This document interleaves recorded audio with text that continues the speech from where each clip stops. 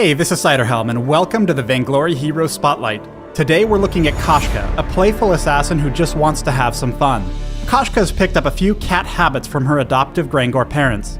The kinds of habits that are funny to a cat, but painful for everyone else. Luckily for you, these habits make her an excellent killer. Koshka's perk, Blood Rush, grants her a burst of bonus movement speed when she strikes an enemy with one of her abilities. This bonus can stack several times, allowing her to move even faster. Separate of this bonus, each of Koshka's basic attacks reduce the cooldowns of her abilities by a small fixed amount. This allows her to use her abilities much more frequently when she's mixing in basic attacks. Koshka's Pouncy Fun lets her dash to a targeted enemy, dealing crystal damage. The overdrive on this ability significantly increases its damage. I recommend learning Pouncy Fun at level 2 and upgrading it last. Koshka's Twirly Death deals crystal damage to all enemies around her. Afterward, she gains stacks of a unique bonus based on the number of enemies she's hit with the ability.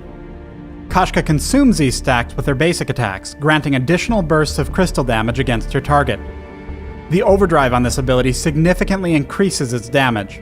I recommend learning this ability at level 1, upgrading it first, and taking its overdrive. Koshka's ultimate is Yummy Catnip Frenzy. After a brief delay, Koshka launches herself at her target, stunning them while she delivers a series of rapid attacks.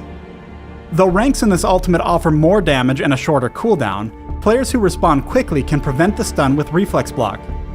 For this reason, I only recommend taking the third rank over both overdrives when you're reliably landing the ultimate and you need the reduced cooldown.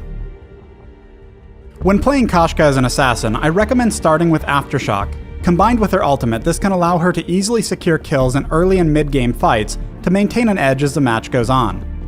As always, Boots and Frostburn are valuable for sticking to your opponents. In particular, they allow you to land more basic attacks on fleeing opponents, which in turn brings your abilities back up much more quickly.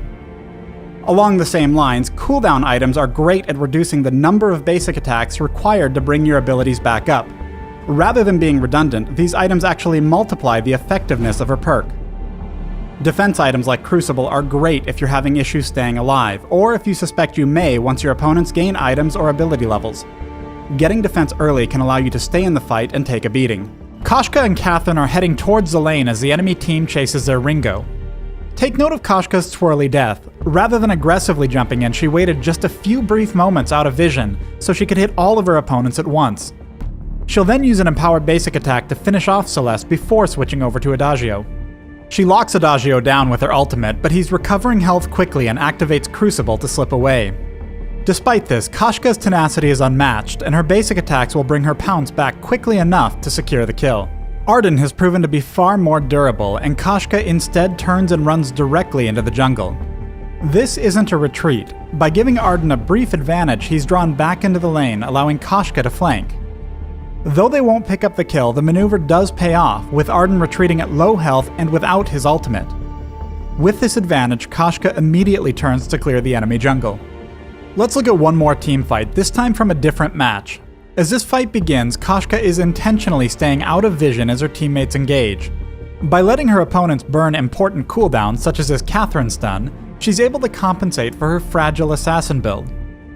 The moment she sees Taka burn his Exretsu, she pounces in before quickly sidestepping Catherine's ultimate. One more thing. Koshka switched her focus to Celeste the instant she was visible. Normally, the enemy Catherine would be on point to assist Celeste, but her stun had already been used. When played as an assassin, Koshka is both lethal and fragile. Mastering her means learning to use the shadows to your advantage, then striking the right target at the right moment. Thanks for watching the Koshka Hero Spotlight. Download Vainglory free on the Apple App Store and join us in the Halcyon Fold.